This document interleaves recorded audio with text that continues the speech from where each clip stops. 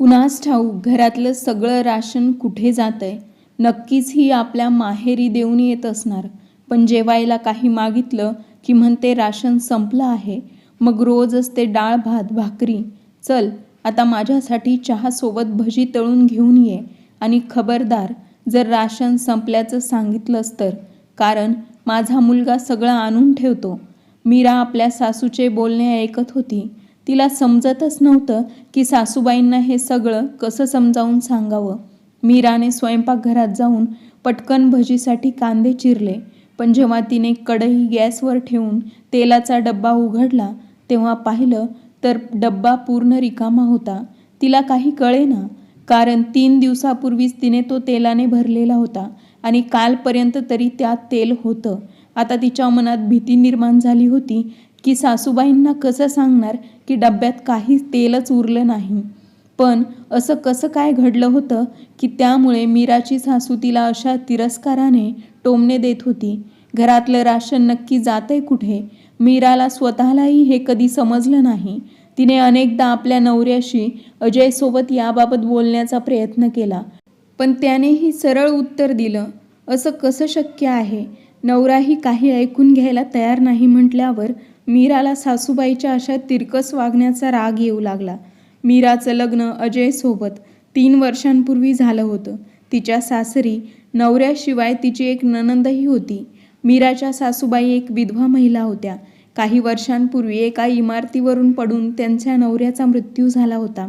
त्या दिवसानंतर घरातली सर्व जबाबदारी मीराच्या सासूबाई आणि मुलावरच पडली होती आणि कदाचित याच परिस्थितीमुळे मीराच्या वाट्याला दोष, शंका आणि तिरस्कार आला होता. मीराची सासूबाई एक अत्यंत धारदार आणि तिखट भाषेत बोलणारी महिला होती. त्यांना काहीही बोलायचं असेल तर त्या थेट आणि बोचऱ्या शब्दात बोलायच्या. त्या मीराला नेहमीच म्हणायच्या, घरात नीट राहायला शिक. फार जास्त तोंड चालवशील तर माझ्या मुलीवर काय परिणाम होईल याचा तू कधी विचार केला आहेस का? त्या मीराच्या राहणीमानावर सतत टीका करायच्या. सकाळपासून एवढी साज शृंगार करून बसतेस, पण घरात काम करायला तुझ्या माहेरहून कोणी नोकर पाठवणार आहेत का? अजयला मात्र मीराचं सजून राहणं आवडायचं, पण त्याची बहीण प्रियाला मात्र मीराची सुंदरता खुपायची. म्हणून ती नेहमी आईजवळ वहिनीविषयी तक्रार करायची. वहिनी तर सकाळी उठल्या उठल्या मेकअप करून बसलेली असते. प्रिया कोणताही प्रसंग चुकवत नव्हती जिथे ती मीराविषयी काहीतरी वाईट बोलू शकेल. याच सर्व गोष्टीमुळे मीरा खूपच त्रस्त झाली होती. दिवसभर तिला कधी हुंड्याबद्दल तर कधी तिच्या आईवडिलांबद्दल तिरस्काराने टोमणे ऐकावे लागत.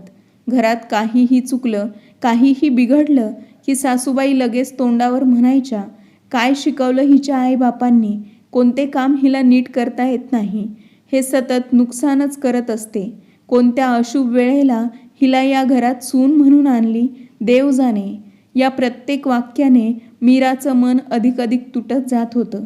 तिला समजत नव्हतं ती काय चुकीचं करत होती आणि का तिच्याभोवती इतकं विष पेरलेलं वातावरण तयार झालं होतं. मीरा बिचारी तरी आपल्या सासूबाईंना खुश ठेवण्यासाठी सर्वतोपरी प्रयत्न करत होती. ती स्वयंपाक, स्वच्छता, सर्व कामे अगदी वेळेवर आणि मनापासून करत होती. पण तरीही तिच्या सासूबाईंची ती कधीच आवडती झाली नाही. याचे कारण म्हणजे प्रिया. नेहमी आपल्या आईच्या कानात मीराविरुद्ध काही ना काही भरत असायची.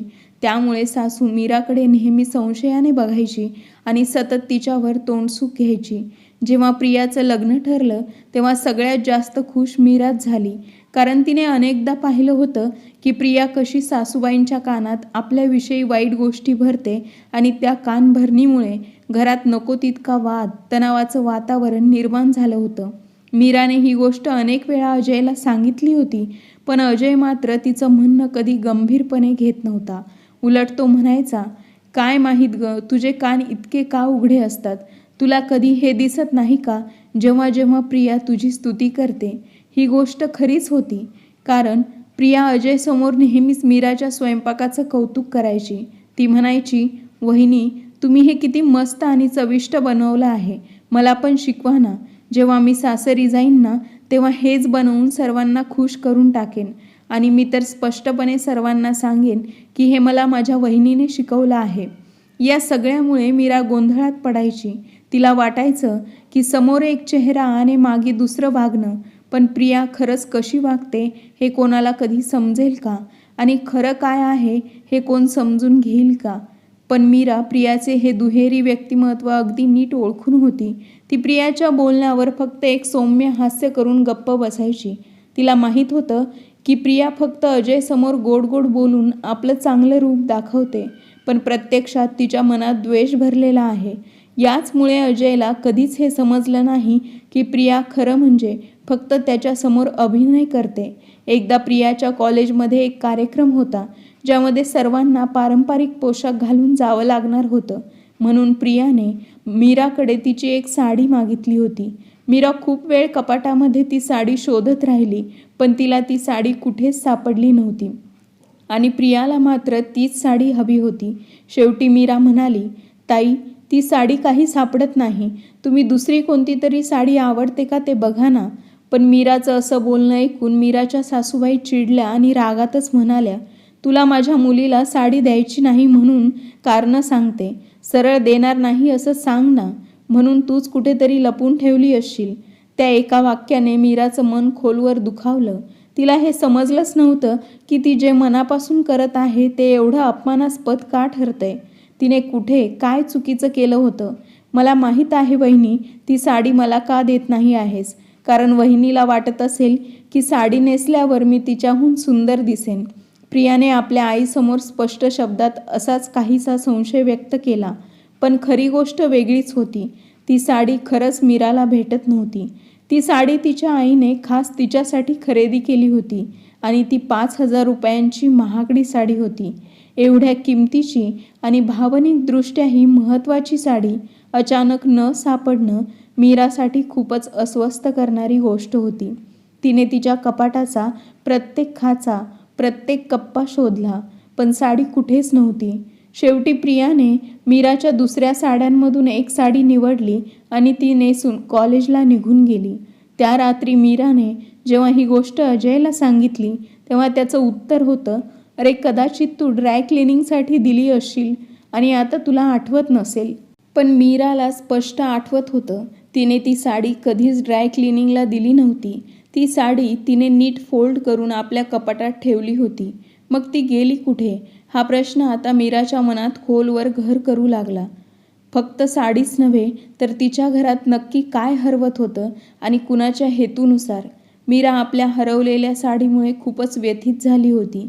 ती साडी केवळ महागडीच नव्हती तर तिच्या आईने खास प्रेमाने दिलेली होती. म्हणून मीराने ही गोष्ट आईलाही सांगितली नाही. ती साडी हरवली हे तिच्या मनाला खोलवर लागलं होतं. मीराच्या लग्नाच्या 1 वर्षानंतर प्रियाचेही लग्न ठरले आणि तिचं लग्न समीरसोबत झालं. समीर हा अतिशय समजूतदार, सौम्य आणि सुसंस्कृत स्वभावाचा माणूस होता. लग्नानंतर काही दिवसांनी एकदा प्रिया समीरसह माहेरी येणार होती. त्याच दिवशी सकाळपासून मीराच्या सासूबाईंचं वागणं काहीसं वेगळंच होतं. त्यांनी स्वयंपाकघरात मीराला बजावलं, आज प्रिया येणार आहे आणि जावई बापूही येणार आहेत. त्यांच्यासाठी छान छान पदार्थ बनवून ठेव. काही गरिबासारखं साधं जेवण नको करूस. मीराने सगळं विसरून मनापासून स्वयंपाकाला सुरुवात केली. प्रेमाने, आदराने आणि आपुलकीने तिने पनीर, आलू टिक्की, गाजर हलवा, मसाले भात, फुलके आणि सूप असे विविध पदार्थ तयार केले. प्रत्येक डिशमध्ये तिचा प्रेमळ हातसुद्धा दिसत. संध्याकाळी प्रिया समीरसोबत घरी आली. दोघेही घरात पाऊल टाकताच सासूबाईंचा चेहरा खुलला. मीरानेही मनापासून स्वागत केलं. समीरने घरात आल्यानंतर मीराच्या स्वयंपाकाचं भरभरून कौतुक केलं आणि म्हटलं, वहिनी खरंच आजचा स्वयंपाक इतका स्वादिष्ट आहे की हॉटेलमधलंही जेवणाला मागे टाकेल. हे ऐकून मीराच्या चेहऱ्यावर थोडंसं समाधान उमटलं, पण ती अजूनही प्रियाच्या वागणुकीकडे सतर्क होती. कारण तिला प्रियाच्या बोलण्यामागची कृती कधीच सरळ वाटली नव्हती. सगळे मिळून एकत्र बसले होते आणि घरात हसत खिदळत गप्पांचा माहोल तयार झाला होता. मीराने स्वयंपाकघरातून सर्व पदार्थ प्रेमाने डायनिंग टेबलवर आणून ठेवले. प्रत्येक डिश तिने मन घालून तयार केली होती. पण प्रियाने आपल्या सवयीप्रमाणे पुन्हा एकदा जेवल्यानंतर त्यामध्ये त्रुटी शोधायला सुरुवात केली. ती म्हणाली, वहिनी, पनीरची भाजी खूपच छान बनवली आहे, पण जर यात थोडंसं कमी तेल असतं ना तर अगदी माझ्या टेस्टप्रमाणे झाली असती. आता मी हे खाल्लं तर काय फॅटी होईल ना. तेवढ्यात तिने हलव्याकडे पाहून पुन्हा तिरकसपणे हसत म्हटलं, बघायलाच किती सुंदर आहे, पण खूप साखर घातली आहे. इतकं गोड खाऊन तुम्ही आम्हाला डायबेटिक बनवणार आहात का? वहिनीसाठी तिच्या बोलण्यात एकीकडे थोडंसं कौतुक होतं, पण त्याचवेळी नेहमीसारखा उपरोधक टोमणे देखील आणि त्रुटी काढण्याची वृत्ती स्पष्ट दिसत होती. हे सगळं मीराच्या लक्षात येत होतं आणि म्हणूनच तिच्या चेहऱ्यावर नकळत निराशा उतरली होती. तिने मनापासून केलेल्या मेहनतीचं असं तिरस्काराने मूल्यांकन पाहून तिचं मन खचू लागलं.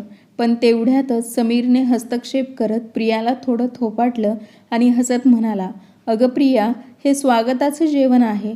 असंच थोडं विशेष आणि थोडं हटके असतं. वहिनी काय उकडलेलं कंटाळवाणं जेवण बनवणार आहेत का? प्रेमाने बनवलेलं जेवण असंच चवदार आणि समृद्ध असतं. समीरच्या या बोलण्याने मीराच्या चेहऱ्यावर एक छोटंसं समाधानाचं हास्य फुललं.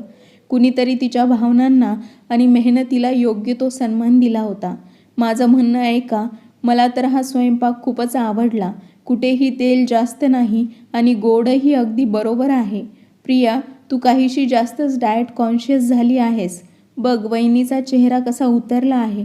मी तर तेव्हा समाधानी होईल जेव्हा तू मला आपल्या घरी असाच टेस्टी स्वयंपाक करून खाऊ घालशील, कारण मला तर हेच आवडतं. समीरने हसत हसत हे बोललं. समीर मीराचं इतकं कौतुक करत होता हे पाहून प्रियाच्या अंगावर तर जणू सापच वळवळला. तिच्या चेहऱ्यावर राग स्पष्ट दिसत होता. ती समीरकडे तिरक्या नजरेने बघू लागली. तिच्या मनात असूया उसळली, कारण जिच्यावर ती रोज टीका करत होती तिचंच कौतुक आता तिचा नवरा करत होता. आता प्रिया सासरी गेली होती, पण तिच्या अनुपस्थितीत मीराची सासू तिला अजून जास्त त्रास देऊ लागली होती. प्रिया घरी असताना घराच्या राशनची यादी तीच तयार करायची आणि तीच बाजारात जाऊन सगळं सामान आणायची आणि पैसे अजय देत असे. मीराला त्यावेळी राशनमध्ये काही लक्ष घालण्याची संधीच नव्हती. पण आता प्रिया सासरी गेल्यावर सगळं मीरावर आलं होतं. मात्र त्याचवेळी मीराला जाणवायला लागलं की घरातल्या काही वस्तू आधीपेक्षा लवकर संपू लागल्या आहेत. विशेषतः तेल, साखर, मसाले, तांदूळ, आणि तरीही तिच्यावरच संशय घेणं थांबत नव्हतं. सासूबाई तिला वारंवार बोलायच्या, तुझ्यामुळेच इतकं राशन इतक्या लवकर संपते. काय काही लपून ठेवतेस किंवा कुठे नेऊन देतेस काय? मीराच्या मनात आता एक संशय उगम पावू लागला होता आणि ती ठरवते की यावेळी ती सत्य उघड केल्याशिवाय राहणार नाही. मीराच्या मनात नेहमी इच्छा असायची की घराचं राशन तिने स्वतःच्या पद्धतीने आणावं, व्यवस्थित नियोजन करून, जेणेकरून गरजेनुसार आणि योग्य प्रमाणात सगळं चालेल. पण प्रिया माहेरी असताना तिला ही संधी कधी मिळालीच नव्हती. प्रिया सगळी लिस्ट बनवायची, अजयकडून पैसे घ्यायची आणि तीच बाजारात जाऊन सामान आणायची. पण आता प्रिया सासरी गेल्यावर मीराने अजयला शांतपणे सांगितले, आता ताई तरी इथे नाहीत, तुम्ही मला पैसे द्या, मी सगळं राशन आणत जाईन. हे ऐकताच सासूबाई टोचून बोलल्या, तुला बाहेर फिरायचीच घाई झाली आहे ना? राशन घेऊन येणं म्हणजे फक्त निमित्त आहे. खरं कारण फिरणं आणि उनाडक्या करणं, खर्च करणं हे आहे. अजय बाळा, तू ही जबाबदारी मला दे, मी सांभाळते सगळं. पण आई, आता तुझं वय झालं आहे, एवढं सगळं सामान घेऊन येणं तुला शक्य नाही. मीराच हे नीट सांभाळेल आणि हो, जर तिने नीट नाही केलं तर मग बघू, ती जबाबदारी तुलाच देऊ. या निर्णयामुळे सासूबाईंच्या मनात एक अढी बसली. आता त्यांना मीराला अपयशी ठरवून दाखवायचं होतं, जेणेकरून अजयला हे वाटावं की मीरा घर सांभाळायला अजूनही अपुरी आहे. मीराने जेव्हापासून राशन आणण्याची जबाबदारी घेतली तेव्हापासून तिने एक विचित्र गोष्ट लक्षात घ्यायला सुरुवात केली. तिने जे डब्बे भरून ठेवले होते ते आधीपेक्षा लवकर रिकामे होऊ लागले. तेल, साखर, डाळी, मसाले काही काही दर महिन्याच्या सुरुवातीला संपून जात असे. ती स्वतःला विचारायची, मी सगळं नीट मोजून आणते, नीट वापर करते, मग असं काय होतंय? ही गोष्ट आता मीराच्या मनाला सतावत होती. घरात काहीतरी गडबड चालू आहे हे तिला नक्की जाणवत होतं, पण नेमकं काय हे उलगडणं बाकी होतं. मीरा तर दर महिन्याच्या गरजेनुसार व्यवस्थित योजना करून राशन घेऊन आली होती, पण पहिल्याच महिन्यात काही सामान आठवड्याच्या आतच संपलं आणि हे पाहून तिच्या सासूबाईंनी लगेच अजयसमोर टीकेचा सूर वाढवला. त्या म्हणाल्या, मी आधीच म्हटलं होतं की ही नीट सांभाळू शकत नाही. उगाच तिचं ऐकून तिला ही जबाबदारी दिलीस. अरे हे घर नीट सांभाळते आहे ना, तेवढंच पुरे. मीरा खूप दुखावली, पण तिने हार मानली नाही. तिने संयमाने अजयला सांगितलं, मला एक संधी अजून दे. यावेळी मी व्यवस्थित सगळं सांभाळेल आणि फक्त तेवढंच नाही तर तुझ्या हातात काही पैसेही बचत म्हणून परत येतील. पुढच्याच महिन्यात 1 तारखेला मीराने नीट लिस्ट बनवली. अजयकडून पैसे घेतले आणि ती स्वतः मार्केटमध्ये जाऊन एक एक वस्तू काटेकोरपणे खरेदी करून आणली. संध्याकाळपर्यंत ती सर्व सामान घेऊन घरी परतली. तिने सगळे डब्बे व्यवस्थित भरले, गोष्टी लावून ठेवल्या. पण आठवडा उलटताच तोच तिला जाणवायला लागलं की डब्बे लवकर रिकामे होऊ लागले आहेत. काहीतरी चुकतंय हे आता ती स्पष्टपणे ओळखू लागली होती. ती मनात म्हणाली, मी यावेळी काहीही फालतू खर्च केलाच नाही. मग हे असं का होतं? तिच्या सासूबाईंनी पुन्हा एकदा टोमणे मारायला सुरुवात केली. तुझ्या स्वयंपाकघरात काहीच उरत नाही. अरे मला 1 कप कॉफी प्यायची इच्छा झाली तर तुझ्या किचनमध्ये माझ्यासाठी कॉफीच नाही. त्या पुढे म्हणाल्या, तू खोटं बोलत आहेस. खरं सांग, तू ती वस्तू आणलीच नाहीस. तू नक्कीच काही पैसे लपवून ठेवलेस. या अशा आरोपांनी मीराचं मन खोलवर दुखावलं. तिने तर यावेळी स्वतःला सिद्ध करायचं ठरवलं होतं, पण आता परिस्थिती तिच्याच विरोधात जात होती आणि आता तिच्या मनात नवी द्विधा तयार झाली होती. खरंच काही हरवतंय की कोणी मुद्दाम करतंय? मीराने ठरवलं, यावेळी ती शांत बसणार नाही. ती सगळं लक्षपूर्वक निरीक्षण करेल आणि या गोंधळामागचं खरं कारण शोधून काढल्याशिवाय माघार घेणार नाही. तू तर राशनच कमी आणतेस, म्हणूनच तुझं राशन महिन्याच्या आधी संपतं. सासूबाईंनी तिरस्काराने टोमणा मारला. मीराने शांतपणे उत्तर दिलं, सासूबाई, कॉफी तर मी नक्कीच आणली होती, पण डब्बा किचनमध्येच कुठे दिसत नाही. कळतच नाही तो कुठे गेला. आणि सासूबाई, मी एक गोष्ट लक्षात घेतली आहे की मी पूर्ण महिन्याच्या गरजेनुसार राशन आणते, तरीही डब्बे खूप लवकर रिकामे होतात. हे ऐकताच सासूबाई संतापल्या. त्या डोळेवटारात म्हणाल्या, म्हणजे काय, आम्ही चोर आहोत का? तुला लाज नाही वाटत? आपल्या सासूवर आरोप करतेस. असे घरात बाहेरची तर तू आहेस. मी माझ्याच घरात चोरी करणार का?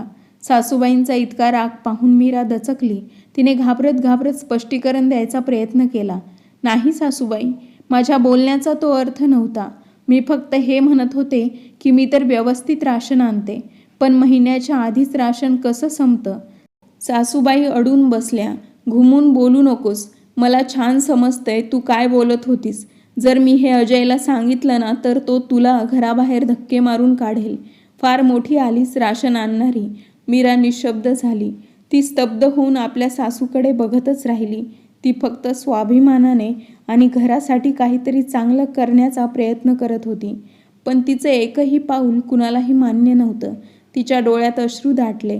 अपमानाचं दुःख, अन्यायाचं ओझं आणि अजूनही काहीतरी गूढ असण्याची तीव्र भावना.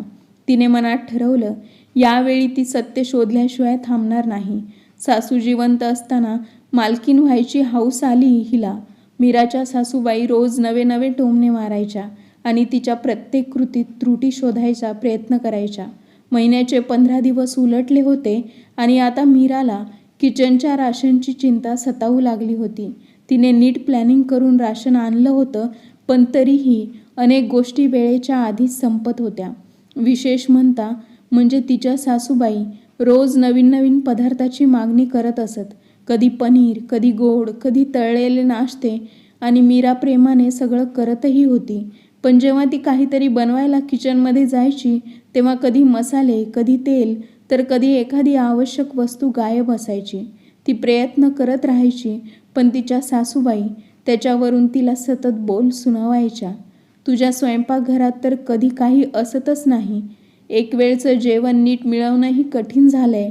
एक दिवस सासूबाई म्हणाल्या, आज सकाळच्या नाश्त्याला माझ्यासाठी नमकीन शेवया कर.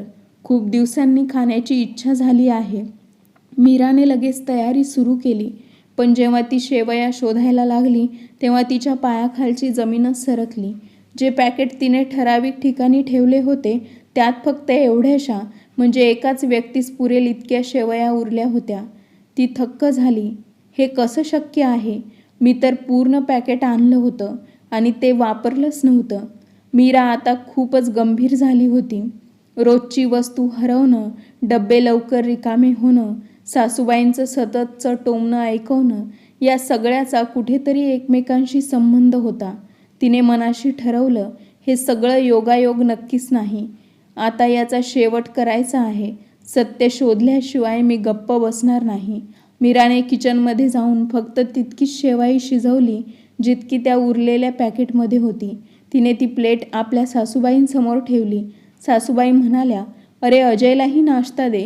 मीराने सौम्यपणे उत्तर दिलं, सासूबाई शेवया कमी आहेत म्हणून मी अजयसाठी पराठे बनवत आहे. हे ऐकताच सासूबाईचा पारा चढला. त्या संतापाने म्हणाल्या, बनवायला सांगितलं की नेहमी म्हणते की कमी आहे. अरे हे सगळं खाण्याचं सामान जातं तरी कुठे? नेहमी कमीच का पडतंय? अजय, मला तर वाटतं हे सगळं आपल्याच माहेरी घेऊन जाते किंवा मग मुद्दाम कमी सामान आणते आणि उरलेले पैसे स्वतःच्या खिशात टाकते. सासूच्या अशा आरोपांनी मीराचं मन पुन्हा जळून गेलं. पण अधिक त्रासदायक म्हणजे अजयनेही आता तिच्यावर विश्वास ठेवणं सोडून दिलं होतं. तो म्हणाला, आई, करू दे हिला जे काही करायचं आहे ते. फक्त याच महिन्याची गोष्ट आहे. पुढच्या महिन्यापासून ही जबाबदारी पुन्हा तूच घे. मला कळून चुकलंय, ही जबाबदारी हिच्या आवाक्याबाहेर आहे. अजयच्या या बोलण्याने मीराचं मन तुटलं. तिला रडू कोसळायला लागलं, पण ती आतून खचली होती. इतक्या प्रामाणिकपणे काम करूनही कोणीच तिच्यावर विश्वास ठेवायला तयार नव्हतं. या सगळ्यात तिच्या सासूबाई मात्र मनातल्या मनात खूप खुश होत्या, कारण त्यांची खेळी यशस्वी होत होती. त्या मीराला घरात असमर्थ ठरवण्यात यशस्वी होत होत्या. 15 दिवस झाले होते आणि आता 20 दिवस जवळ येत होते. याच दरम्यान सासूबाई म्हणाल्या, आज दुपारी पावभाजी बनव. खूप दिवस झाले खाल्ली नाही. मीराने विचारपूर्वक सांगितलं, सासूबाई, पावभाजीसाठी पाव विकत आणावे लागतील आणि आता महिना संपायला आलाय. माझ्याकडे फारसे पैसे उरलेले नाहीत. हे ऐकताच सासूचा पारा पुन्हा चढला. पण मीराच्या डोळ्यात आता अश्रू नव्हते, फक्त निर्धार होता. आता पुरे झालं. जे खरं आहे ते शोधून काढायचंय. मला चुकीचं ठरवणाऱ्या प्रत्येक गोष्टीचा शेवट करायचा आहे. काही वस्तू मध्ये संपल्या होत्या म्हणून मला पुन्हा आणाव्या लागल्या, मीराने शांतपणे सांगितलं. हे ऐकून तिच्या सासूबाई एकदम भडकल्या. त्या मोठमोठ्याने ओरडू लागल्या, कोणास ठाऊक घरातलं सगळं राशन जातं तरी कुठे? नक्कीच आपल्या माहेरी घेऊन जाते. जेव्हा काही खायला मागावं तेव्हा म्हणते की राशन संपलंय. रोज ती डाळ भात पोळी बनवून ठेवते. अरे जेव्हा प्रिया राशन आणायची तेव्हा तर आपण महिनाभर भरपूर खायचो. किती वेगवेगळे पदार्थ बनवायचो. कधी काही कमी पडलं नव्हतं. हिला तसं शहाणपण नाही. घरूनच शिकून आली नाही. सासूबाईंच्या चेहऱ्यावर राग स्पष्ट दिसत होता. त्या इतक्या चिडल्या होत्या की त्यांनी दुपारचं जेवणसुद्धा नाकारलं. मीराने मनात विचार केला, माझं काय चुकलं? मी इतकं प्रामाणिकपणे घर चालवते तरीही हे आरोप. संध्याकाळी जेव्हा मीराने सौजन्याने विचारलं, सासूबाई तुमच्यासाठी चहा बनवू का? तेव्हा सासूबाई पुन्हा टोचून बोलल्या, जेवण तर दिलं नाही, आता चहा तरी देणार की नाही? चल चहा कर, त्यासोबत पकोडे सुद्धा तळून आण. हो, पुन्हा एकदा राशन संपलंय असं म्हटलंस ना तर बघ, खबरदार. मीरा स्तब्ध झाली. तिच्या मनात सतत एकच प्रश्न घोंगावत होता, मी काय चुकते? काय हे सगळं फक्त माझ्यावरच? तिला हे समजत नव्हतं की आपण हे सगळं तिच्या सासूला कसं समजावून सांगावं. तिने पूर्ण महिन्याचं राशन आणलं होतं. सगळं नीट मोजून मापून ठेवलं होतं. तरीही वस्तू गायब होणं, डब्बे लवकर रिकामं होणं या गोष्टी अनाकलनीय होत्या. आता मीराला समजलं होतं की हिच्या समस्येचं उत्तर तिच्या हातातच होतं. तिला सगळं स्वतः शोधावं लागणार होतं. हे कोणीतरी मुद्दाम करतंय का? कोणी वस्तू घेऊन जातंय का? हे सगळं उघड होणं आवश्यक होतं. मीरा किचनमध्ये गेली आणि पकोड्यासाठी झटपट बटाटे व कांदे चिरायला लागली. तिने कढई ठेवली आणि तेलाचा डब्बा उघडला, पण तो पूर्णपणे रिकामा होता. हे पाहून ती सुन्न झाली. हे कसं शक्य आहे? फक्त 3 दिवसांपूर्वीच तर मी डब्बा पूर्ण भरला होता आणि कालसुद्धा त्यात बरंच तेल होतं. आता हे सगळं तेल कुठे गेलं? मीराचा मेंदू प्रश्नाने भरून गेला. ती घाबरली. सासूबाईंना सांगू तरी काय? त्या तर आधीच माझ्यावर आरोप करतात की मी सामान लपवते. आता तेल नाही म्हणाले तर परत माझ्यावरच उलटतील. मीराने शांतपणे स्वतःच्या अलमारीत जाऊन पैसे शोधले. थोडेफार पैसे मिळाले. तेवढं तेल आणायला पुरेसे होते. ती लपून लपून बाहेर गेली. छोटी बॉटल तेलाची आणली आणि पुन्हा किचनमध्ये परत आली. पकोडे बनवले आणि सासूबाईंना चहासोबत दिले. सासूला पकोडे खूप आवडले. पण मीराच्या मनात मात्र एकाच विचाराचं काहूर उठलं होतं. 3 दिवसात न पकोडे तळले ना काही मोठं तळलेलं जेवण केलं. मग हे संपूर्ण तेल गेलं तरी कुठे? काहीतरी नक्कीच गडबड आहे. ती मनातल्या मनात म्हणाली, माझी चूक नाही आहे हे मला माहीत आहे. पण जर मी हे सिद्ध करू शकले नाही तर अजयचा माझ्यावरचा विश्वासही हरवेल. मी हसत हसत सर्व सहन करत राहिले तर हे कधीच थांबणार नाही. आता वेळ आली आहे हे नेमकं काय चाललंय ते शोधून काढायची. त्या रात्री घरात सगळे झोपले होते पण मीराच्या डोळ्यात झोप नव्हती. ती अंधारात एकटक छताकडे पाहत विचार करत होती. हे रोजच्या रोज हरवतंय आणि नक्कीच कोणीतरी मुद्दाम करतंय. पण कोण आणि कधी? उद्यापासून मी सगळं लक्षात ठेवेन. एक एक गोष्ट, एक एक हालचाल. यावेळी मी सत्य उघड केल्याशिवाय थांबणार नाही. विचार करत करत मीराच्या मनात काहीतरी चमकलं. एकदम ती उठली आणि शांतपणे किचनमध्ये गेली. तिने सगळीकडे नजर फिरवली. कुणीच नव्हतं. मग तिने हळूच काहीतरी तपासलं, काहीतरी पाहिलं आणि न बोलता परत आपल्या खोलीत आली आणि शांतपणे झोपली. पण तिच्या मनात विचारांचे वादळ तसेच होते. आता महिन्याचे फक्त 10 दिवस उरले होते. स्वतःला निर्दोष सिद्ध करण्यासाठी मीराकडे ही शेवटची संधी होती. दुसऱ्या दिवशी पुन्हा नेहमीसारखा दिनक्रम सुरू झाला. सकाळी उठून काम, स्वयंपाक, सासूबाईंचे ताठर शब्द, टोमणे, आरोप आणि मीराचा संयम. पण यावेळी मीरा आतून पूर्णपणे सज्ज होती. प्रत्येक हालचालीकडे तिचं बारीक लक्ष होतं. या शेवटच्या 10 दिवसात घरात अनेक घटना घडल्या. काही गोष्टी तर अशा होत्या की जर मीराने मौन पाळलं नसतं तर घरात मोठं भांडण होणं निश्चित होतं. पण मीराने स्वतःला सावरलं. मनात खूप काही असूनही ती शांत राहिली. अजयलाही आता वाटू लागलं होतं की मीराकडून ही जबाबदारी निभावली जाणार नाही. त्याने थेट म्हणून टाकलं, मीरा, यावेळी मी तुझ्यावर अजिबात विश्वास ठेवणार नाही. मी पाहून घेतलंय हे सगळं तुझ्यापासून होणारच नाही. अजयच्या शब्दांनी मीराचं मन हादरलं. पण तरीही तिने डोळ्यात अश्रू न आणता केवळ एवढंच उत्तर दिलं, अजून 1 महिना संपलेला नाही. शेवटपर्यंत थांबा, मग निर्णय घ्या. ती आता निर्धाराने पुढे जात होती.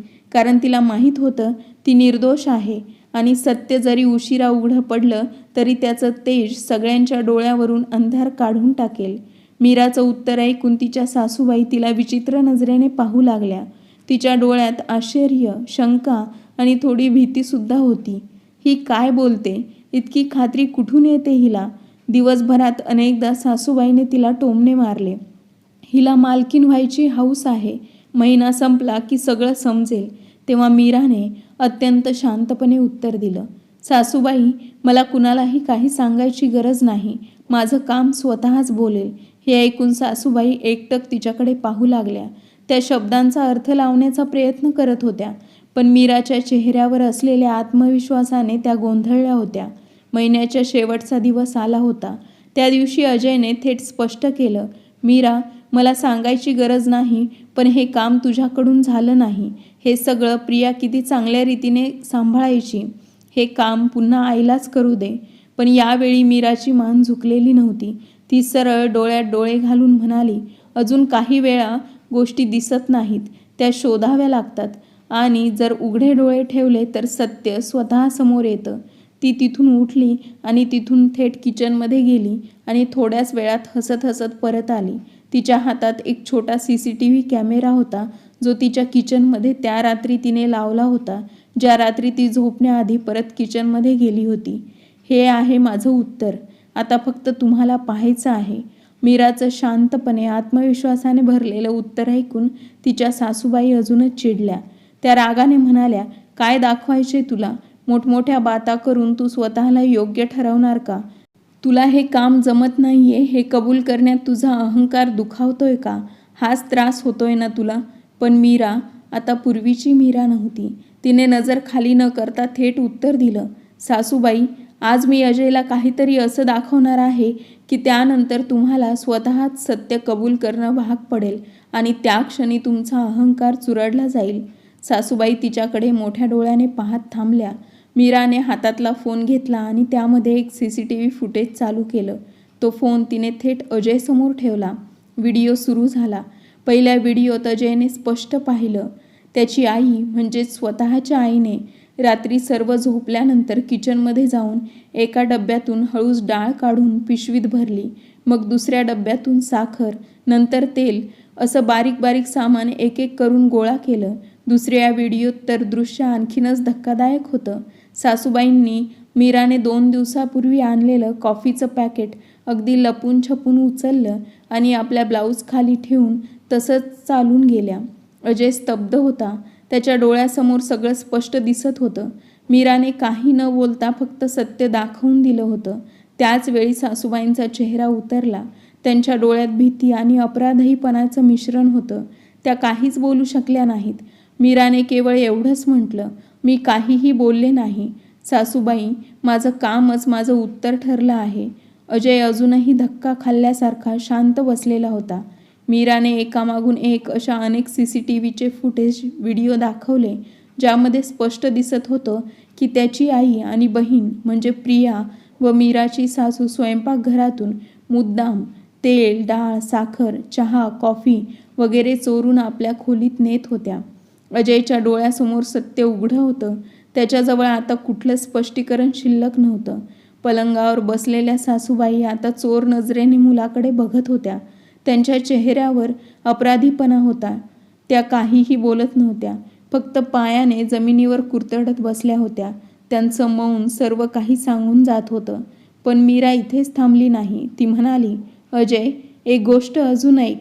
आता तिने फोनमधून एक ऑडिओ क्लिप सुरू केली. फोनचा स्पीकर चालू होता आणि त्यात मीराच्या सासूबाई प्रियाशी बोलत होत्या. त्या म्हणत होत्या, बाळा, तुझ्या जाण्यानंतर तर मी माझ्याच घरात परकी झाली आहे, पण मी माझा हक्क परत मिळवणारच. मी तुझं ऐकून तसंच करत आहे जसं तू म्हणाली. मी मीराला अडचणीत आणत आहे. हिला घरात जास्त दिवस मालकीण म्हणून टिकवायचं नाही आहे. ते ऐकून अजयच्या चेहऱ्यावरचं सगळं तेज निघून गेलं. त्याला आता सगळं स्पष्ट कळालं होतं. मीराची अवस्था, तिचा त्रास, घरातलं वातावरण आणि त्याच्या आईने प्रियाच्या सांगण्यावरून मुद्दाम हे सगळं केलं होतं. मीरा शांतपणे म्हणाली, मी काहीही बोलले नाही. अजय, सगळं फक्त दाखवलं. आता निर्णय तुझा. अजय आता पूर्णपणे गोंधळात होता. पण सत्य त्याच्यासमोर उघडं होतं आणि ते नाकारण्याची आता कुठलीही जागा नव्हती.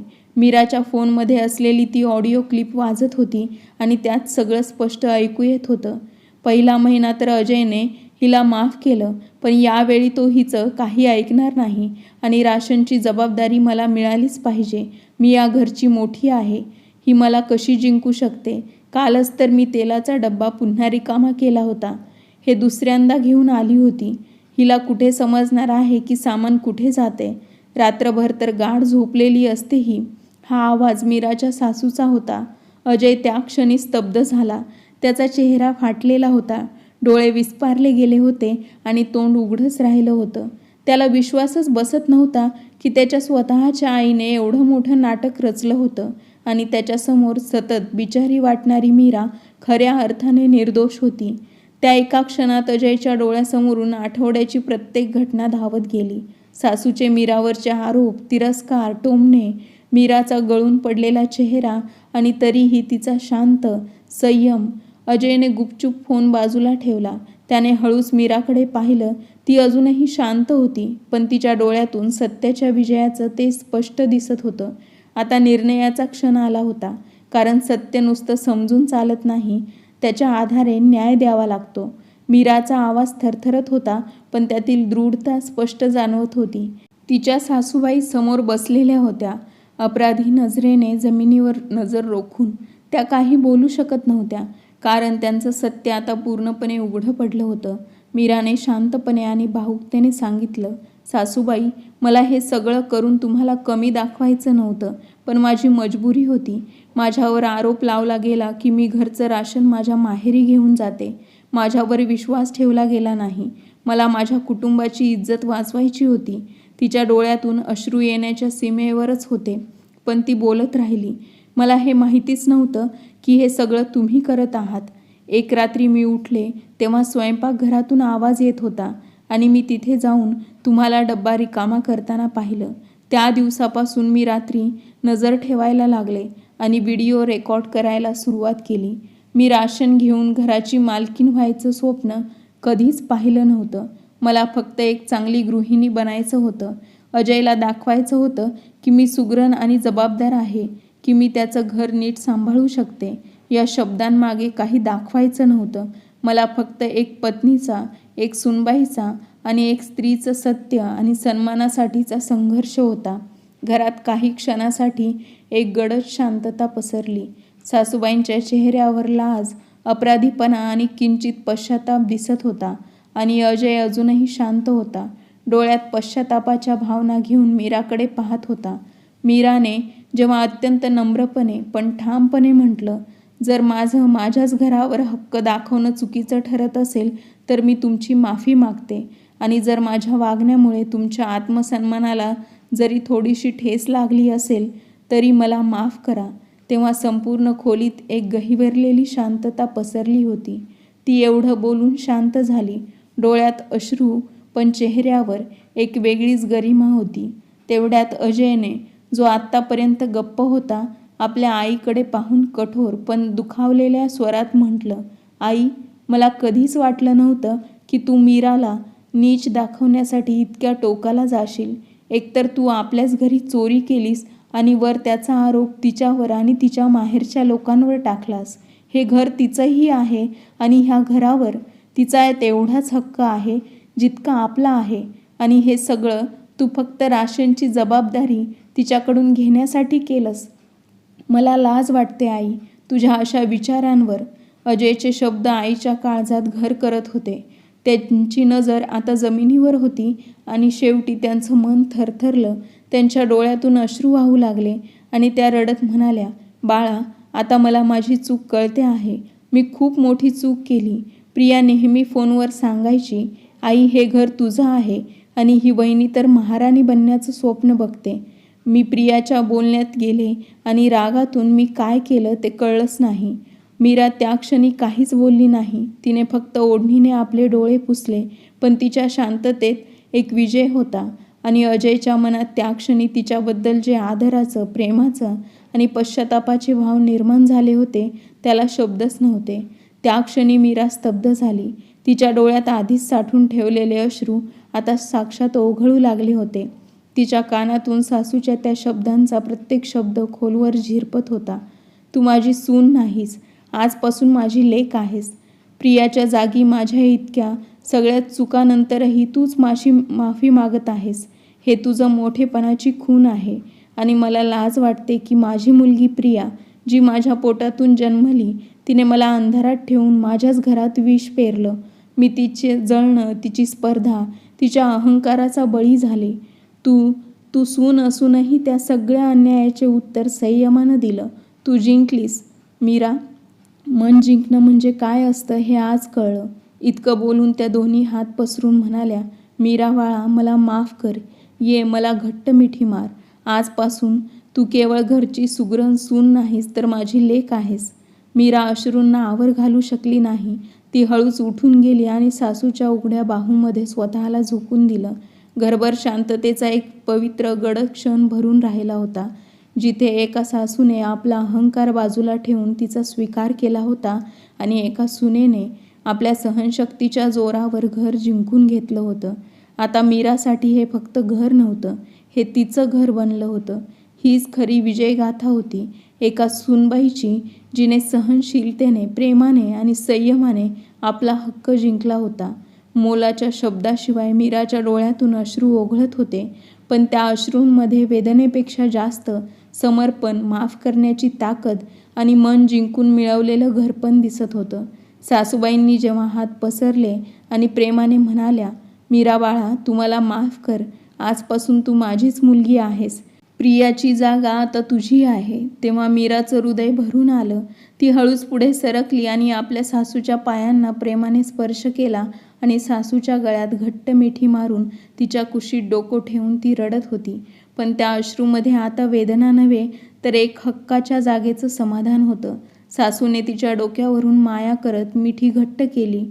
त्या दोघींमध्ये आता केवळ सासू-सुनेचं नातं उरलं नव्हतं, तर एक आई-मुलीचं पवित्र आणि परिपूर्ण नातं बनलं होतं. आणि त्या क्षणी मीराने आपलं घर नाही, आपली आई जिंकली होती. शेवटी जिंकणं म्हणजे नेहमी कोणाला हरवणं नसतं, तर मन जिंकून आपलं घर पण मिळवणं असतं.